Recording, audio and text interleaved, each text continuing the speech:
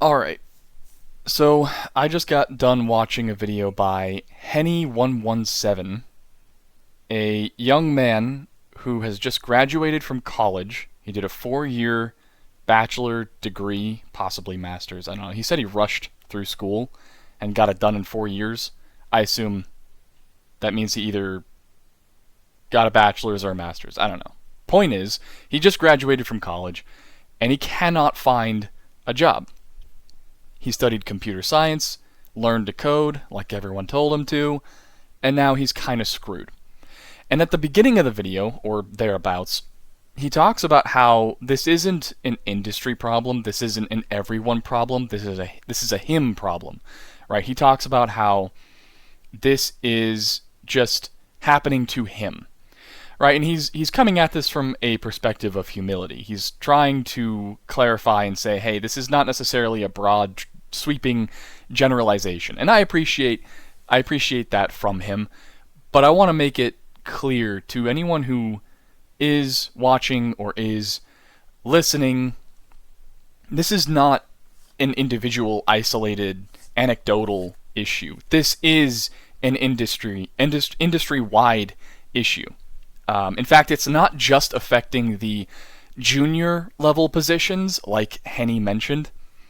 He talked about how companies are not hiring for juniors anymore, because rather than hiring a junior and assigning them to a senior, and the senior mentors the junior and offloads some of the more menial tasks to the junior, rather than doing that, companies are just using AI agents, right? They're just signing up a software team for, the Chat GPT enterprise option, and that way seniors can get their work done as if they had a junior, but it's really just an AI agent. Long story short, that is accurate, that is happening, but it's not only juniors who are getting snubbed.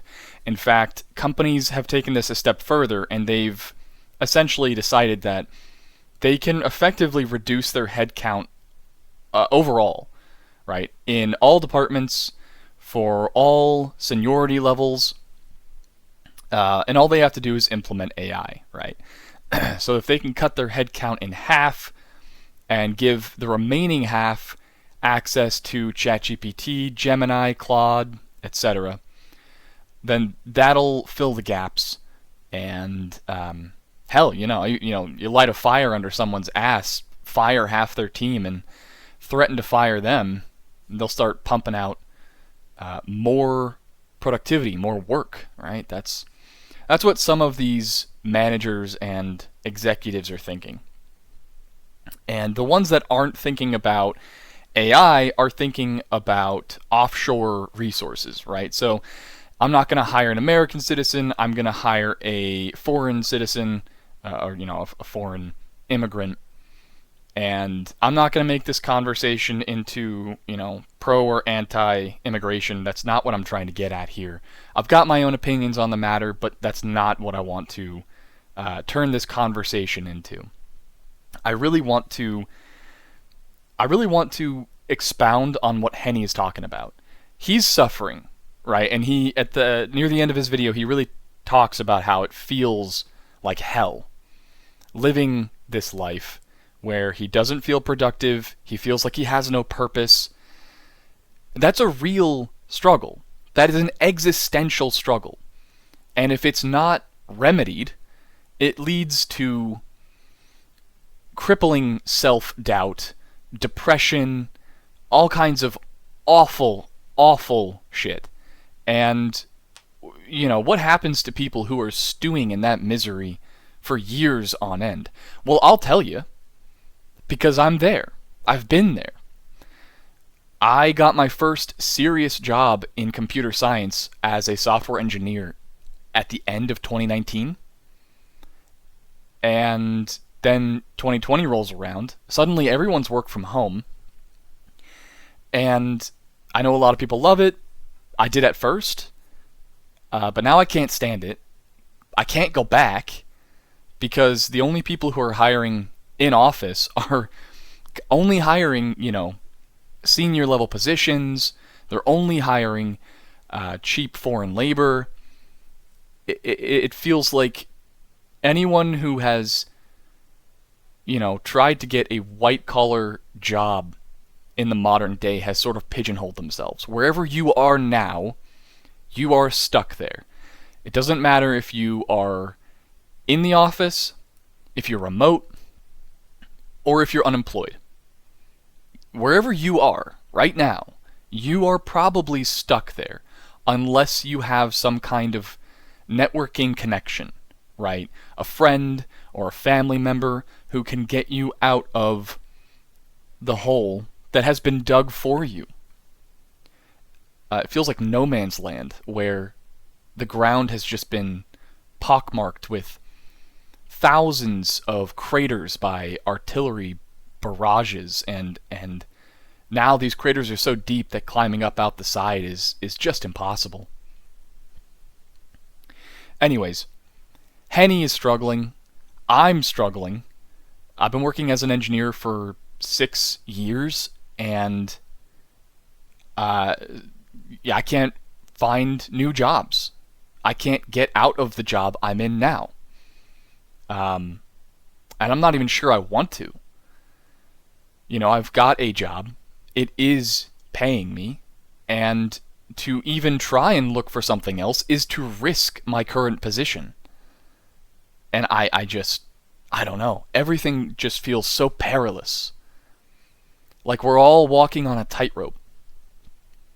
And the only people who aren't are those who have already fallen or never managed to get on the lifeline in the first place. Everything feels like hell, like Henny was talking about. I should be moving into a senior level position in the next year or two, but I'll tell you right now, that's not happening. I can see it. It's not going to happen.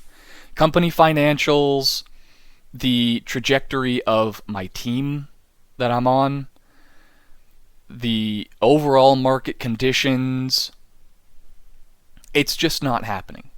Things are not getting better. Not for me, not for Henny, not for a lot of the people I know. And that's just the way it is right now. And I think everyone can kind of feel that, right? There's this boiling background frustration, not just in the United States, but kind of across the zeitgeist, if you will. I think the digital realm, the internet, is a pretty good mirror of the overall zeitgeist of at least Western civilization. And it's pretty obvious that everyone is pissed off, everyone's frustrated, everyone is scared, at least to some degree, right? There's always going to be people out there who say, "Oh, I'm fine, I'm doing great. I'm out here, I got my floaties on, sipping on a cocktail. I'm doing great. This doesn't feel like a storm at all." Good for them. I'm legitimately happy for those people. I am. But it's also important to recognize that I think they're a minority. I think most people feel like Henny, feel like me. Because even if, like I said, even if you have a job, you gotta ask yourself, are you happy with that job as it is right now? Where do you see yourself in 5 years, in 10 years, if the current status quo continues? Are things gonna get better for you? I would probably bet that they're not going to. Are things going to get better for the billionaires? Well, I mean, they're already doing pretty well, and even if they lost half their net worth, they'd still be doing pretty well. So it really just comes down to, how are you doing? Henny's not doing good. He's made that perfectly clear. I'm telling you, I'm not doing very good. Zoom out, look at my life. Am I happy? Well, I'm married. I've got kids. I've got a house. So yeah, I'm doing better than a lot of my peers, but I'm also struggling. I'm struggling to afford what I have. I'm struggling to come up with, plans and solutions for the problems that my family faces. I'm wondering how I'm going to put my kids through school. Public school doesn't seem that great. It wasn't a good school system for me personally, and my daughter, who is just like me, is probably also going to have the same problems. So, do I homeschool her? Do I put her in private school? That's expensive. How do I do that? I can barely afford my mortgage. And, what about retirement? you know, there are so many people right now joking about never retiring, which is horrifying. That is so scary to think that you may never retire. And yet there are so many people out there on the internet casually joking about working till they die. And man, yeah, that's depressing. And I feel like resorting to comedic relief in situations like this is just a coping method. You look at the hellscape in front of you, the completely unpaved road of your future. You realize just how hard life is going to be. And you think, well, I may as well laugh because doing anything else, well, no matter how I react, it's not going to help, so I may as well joke. Still, that is unbelievably depressing. And that's how a lot of people feel, right? That's the position that a lot of people are in today. And these aren't, this isn't the 7% of the United States that's unemployed or whatever that figure is now. These are everyday working people, right? These are the Joe Schmoes. These are the white collar, the blue collar, the average, people, and they're suffering. It's really bad. I think it's worse than most people are willing to admit. I think a lot of people who are not willing to admit it simply don't have to face the same issues. They've already got an inheritance that they can rely on, or a retirement pension from a program that doesn't exist anymore, but they're grandfathered in, so they got theirs, right? All right, I'm rambling now, same as Henny did at the end of his video. I just want to, the whole point of this recording, and I don't even know if I'm going to upload this, but the whole point of this recording is to clarify, if to no one else, then at least to Henny, that this is not a you issue, this is an us issue.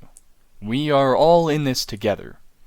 And if you are suffering, by extension, indirectly, I am suffering. And I gotta tell you, I'm already suffering directly, brother. So, yeah, this ain't good. Doesn't feel good. Doesn't look good.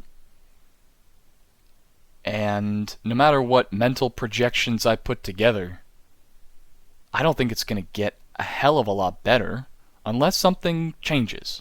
I don't know what that would be. I don't know what that would look like. But maybe we can get a conversation started. I don't know. Yeah, well, that's it.